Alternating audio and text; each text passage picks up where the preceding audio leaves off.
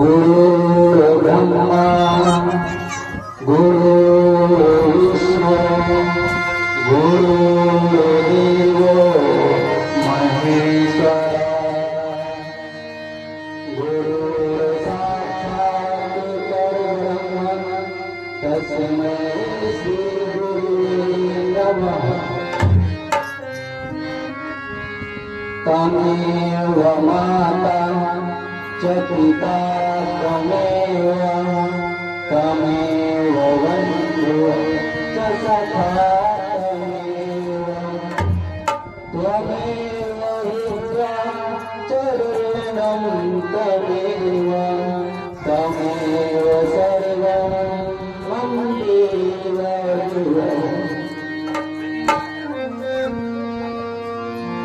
जगद्गुरु भगवान शिव के चरणों में हम प्रणाम करते हैं। हमारा प्रणाम स्वीकार करो। हम अपने माता पिता के चरणों में प्रणाम करते हैं और हमारा प्रणाम स्वीकार करो।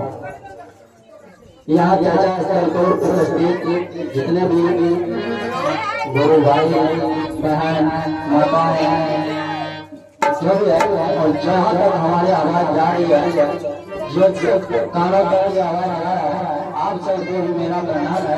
हमारा प्रणाम स्वीकार करो।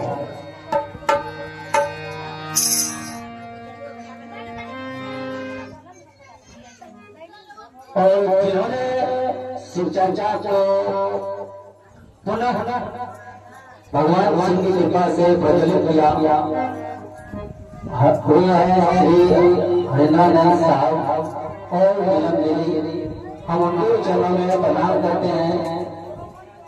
हमारा प्रणाम स्वीकार हो।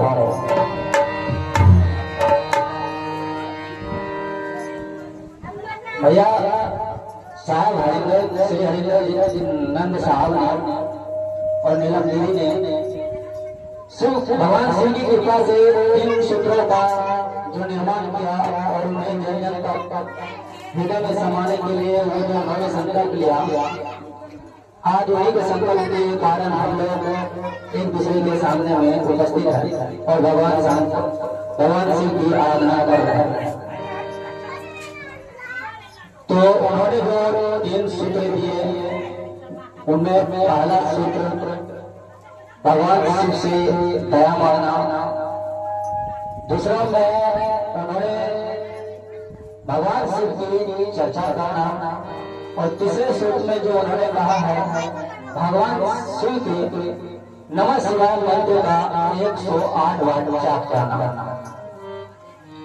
इन सूत्रों के माध्यम से हम सभी शिष्य भाई बहन माताएं जो है जगत में जीव है हम शिव से कनेक्ट हो पाते हैं। कनेक्ट होने का ये जो मंत्र दिया उन्होंने तो उन्हीं को अपने जीवन में उतारना है और भगवान शिव के चरण में अपने आप को समर्पित करना है जिससे हमारा कल्याण हो और हमारा सब भगवान शिव की कृपा से इस जगत का कल्याण हो और विश्व का कल्याण हो। तो इसी को उद्देश्य रखकर हरिंद्रानंद साहब ने जन जन तक लोगों तक पहुंचाने का इस मंत्र को काम किया और आज तक वो फलित होते जा रहा है और होते ही रहेगा जब तक भगवान शिव की कृपा हमारे देश के ऊपर, इस विश्व के ऊपर, इस धरती के ऊपर उसकी कृपा जब तक रहेगा। तो पहला सूत्र जो है दया मांगना। तो भगवान शिव से किस प्रकार दया मांगना है उन्होंने इनका भी उपदेश दिया। और आइए हम सब मिलकर भगवान शिव से पहले सूत्र को दोहराए और अपने मन को भगवान शिव में लगाया।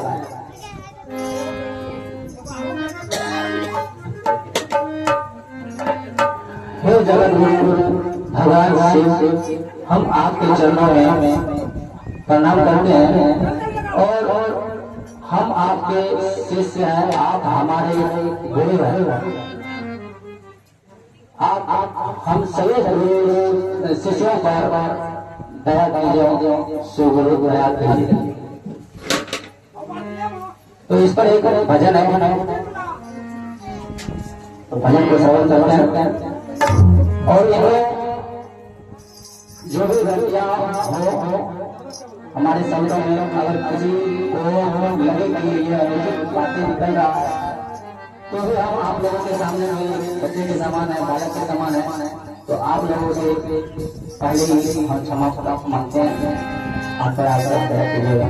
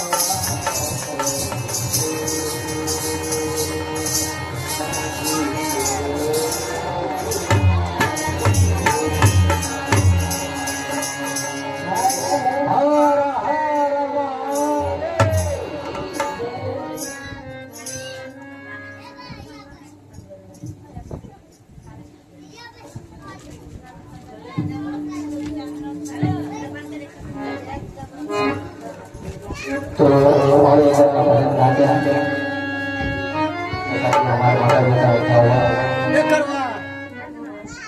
तो भगवान शिव को हम एक और नाम से जानते हैं जिसे कहते हैं वैद्यनाथ, जो हमारे तन मन और चित्त के विकारों को निकाल कर हमारा उपचार करते हैं और हमें दीर्घायु प्रदान करते हैं। तो इसके लिए भगवान वैद्यनाथ के लिए भोजन है।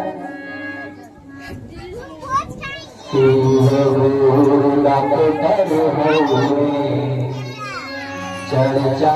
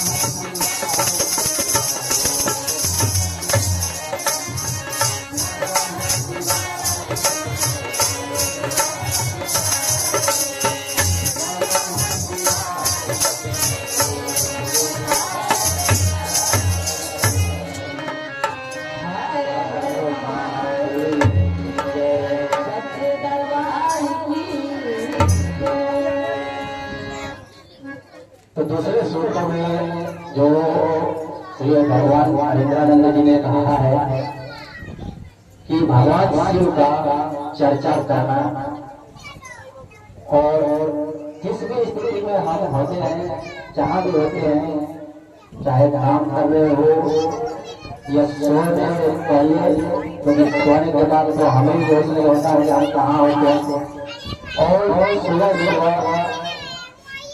आप जब भैया तो उनका खिला शुरू करेगा वो खिलाओ नहीं रे ओकरा के कोई चिंता नहीं।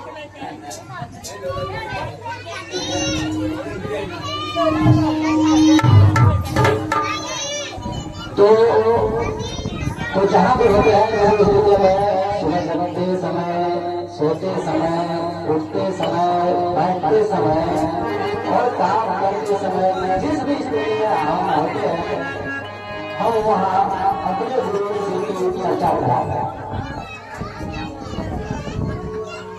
तो शिव के गुरु की चर्चा में हम चर्चा करेंगे और किस तरह से करेंगे और उन्हें क्या ऐसा कर्म होगा जिससे लोगों को प्रेरणा मिले कि हम शिव से जुड़े। तो इन बिंदुओं पर विशेष ध्यान देने की जरूरत है।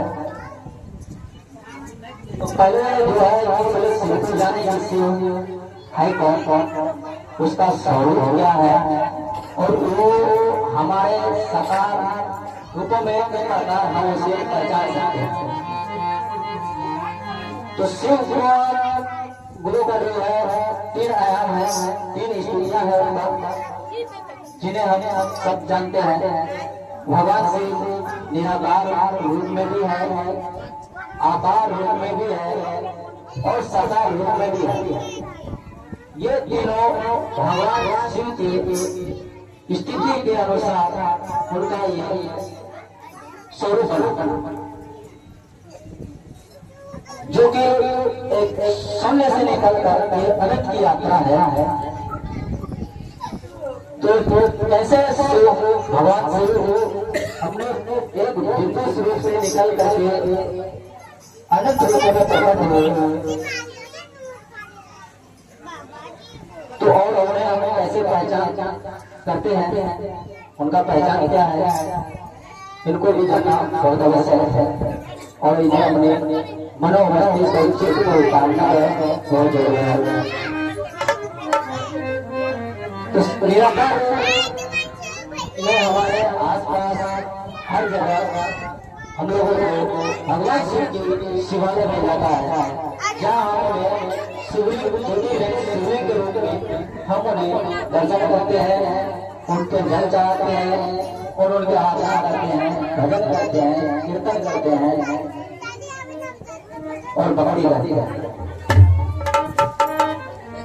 दूसरा जो आया वो है हमारे शिव का दूसरा प्रभाव, जिन्हें हम सदा शिव के नाम से जानते हैं, जहाँ से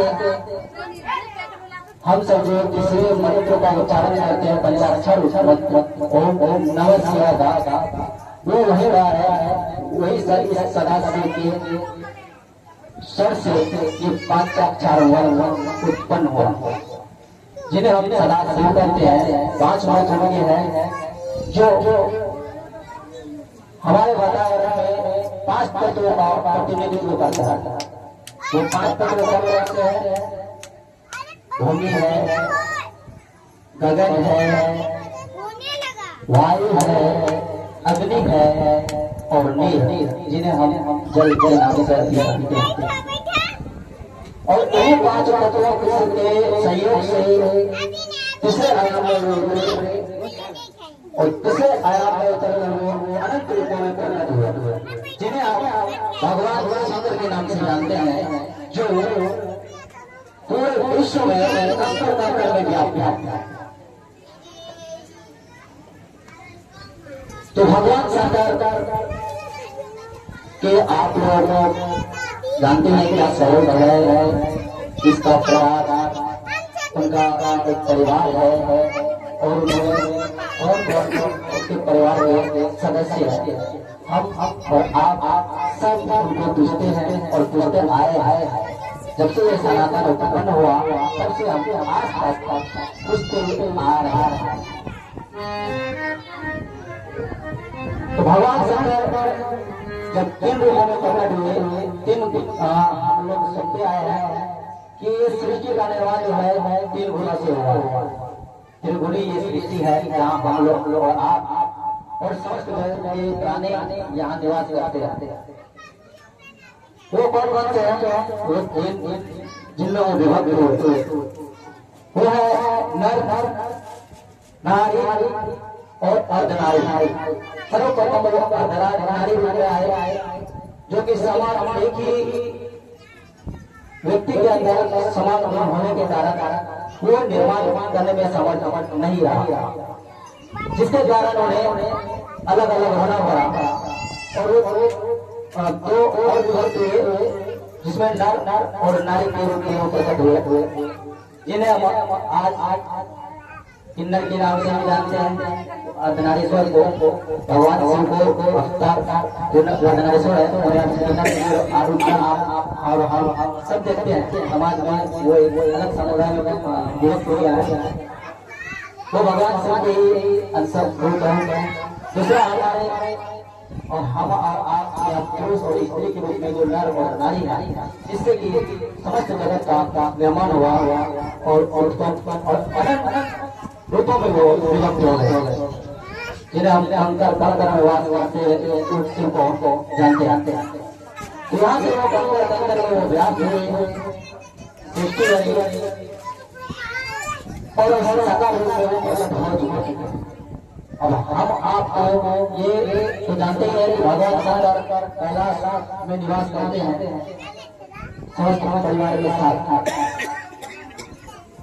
और शरीर में हमारे आसपास आपके आसपास भी वो घूमते हैं, चलते हैं, खेलते हैं, लेकिन पहचान नहीं होने के कारण हम एक दूसरे से विकार जब ग्रहण होता है तो एक दूसरे को नहीं पहचाना जाता, क्योंकि वे अनंत रूपों में प्रकट हुए और उसी अनंत रूप को नारायण कहा गया। जब अनंत रूपों में वो आवेशित हुए तो उन्हें हम नारायण कहते हैं। आयन का अति होती है, अति होता है जब अनंत एक समूह आवेशित हो तो हम उसे नारायण कहते हैं। जब एक नरों का समूह होता है और उस पर आवेश होता है, और कौन सा आवेश होता है? वो ऋण आवेश होता है और धन आवेश होता है। और तीसरा बिंदु जो है वो है उदासी। तो जब इस प्रकार का आवेश होता है तो वो नारायण के रूप में प्रकट होते हैं।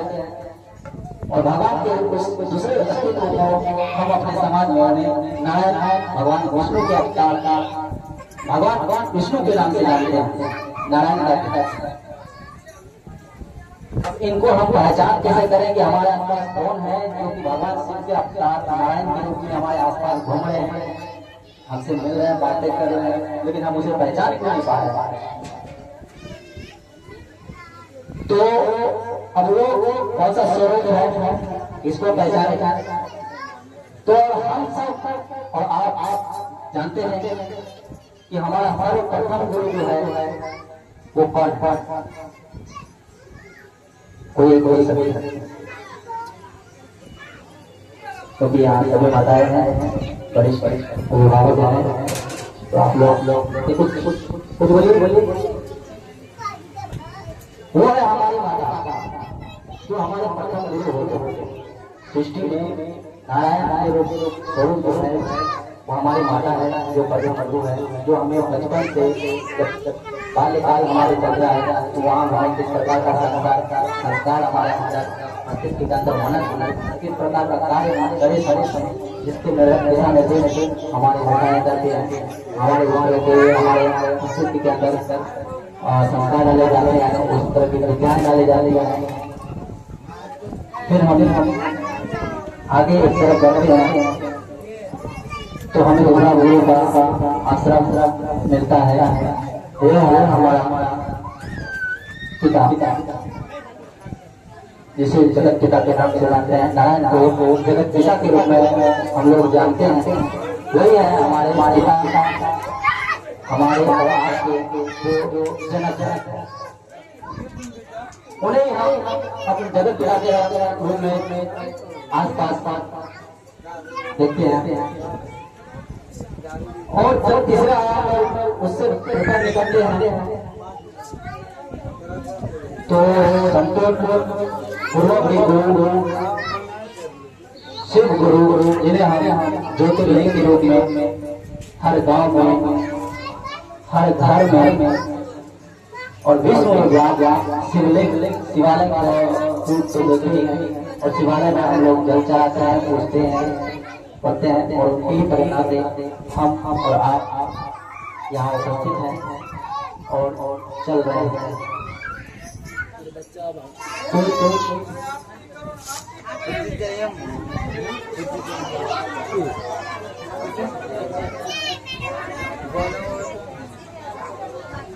तो हमने अपने तीनों गुरुओं को पहचान कर ली। अगली चर्चा में हम बात करेंगे भगवान शिव के परिवार के बारे में, उनके कार्य के बारे में। तो चर्चा में जाने से पहले चलिए भजन की तरफ बढ़ते हैं और भजन का आनंद लेते हैं।